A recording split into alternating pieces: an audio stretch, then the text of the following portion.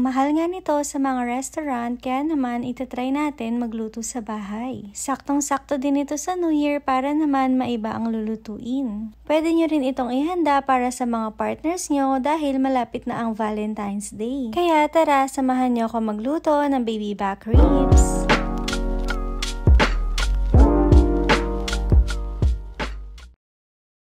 Kakailanganin pala natin dito ng pork ribs. Malaki nga din yung nabili ko kaya hinati ko na lang siya sa gitna.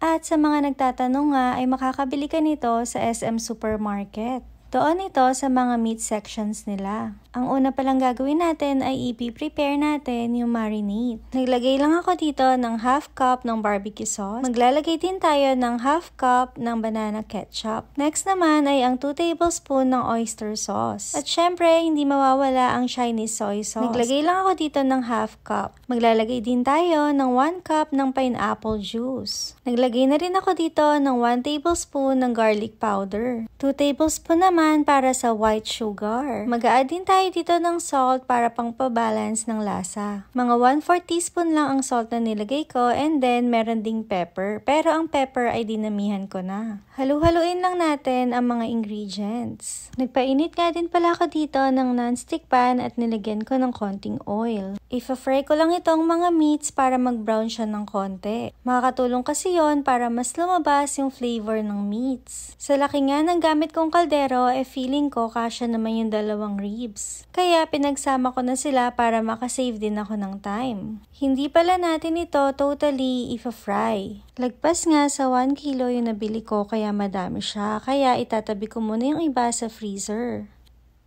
Ganitong brown pala yung kailangan nating ma-achieve. Once na ganito na yung kulay niya ay okay na yan. Sinet aside ko na nga ito at kumuha na rin ako ng pressure cooker. Dito natin papalambutin yung baby back ribs. Medyo malaki pala yung pressure cooker na gamit ko pero okay lang yan. Once na nalagay na natin ng maayos yung mga meats ay pwede na rin natin isama itong marinated sauce na tinimpla natin. Hindi na nga ako nakatiis dyan at nilagyan ko ng fresh garlic yung marinated sauce natin. Feeling ko kasi ay mas masarap siya kapag merong chopped garlic.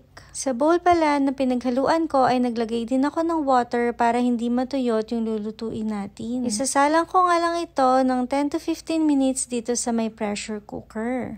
After nga na 15 minutes ay ganito na yung itsura ng ating baby back ribs. Fall off the bones na nga siya kaya dapat magdahan-dahan sa pagkuha dito. Isa-set aside ko muna siya kaya nilagay ko siya sa isang plate. Ngayon pa nga lang ay nakakatakam na yung itsura saka yung amoy ng ating baby back ribs. Para naman sa marinated sauce, isisimmer lang natin ito hanggang sa maging malapot siya. Gumamit na rin pala ako dito ng isang pan at isinalin ko yung marinated sauce natin. Malaki kasi yung pressure cooker at mahihirapan ako maghalo-halo doon. Once na lumapot na yung sauce natin, ay pwede na natin ilagay yung baby back ribs. Iko-coat nga lang din natin ito both sides para kumapit yung lasa ng marinated sauce natin. Sobrang bilis nga lang din ito lutuin mga pretties kaya pwedeng ito kahit sa anong handaan. After naman yan ay nagpainit ako ng pan tapos naglagay ako ng mantika. Ipiprito ko lang ng konti itong mga baby back ribs para kumapit lalo yung sauce niya. Sobrang bango nga nito habang piniprito ko tapos nagka-caramelize naman yung sauce niya. Kapag nga ganyan na yung itsura ay okay na yan at ready for plating na tayo. I'm sure na kapag niluto nyo nga to ay magugustuhan talaga ng mga partner nyo.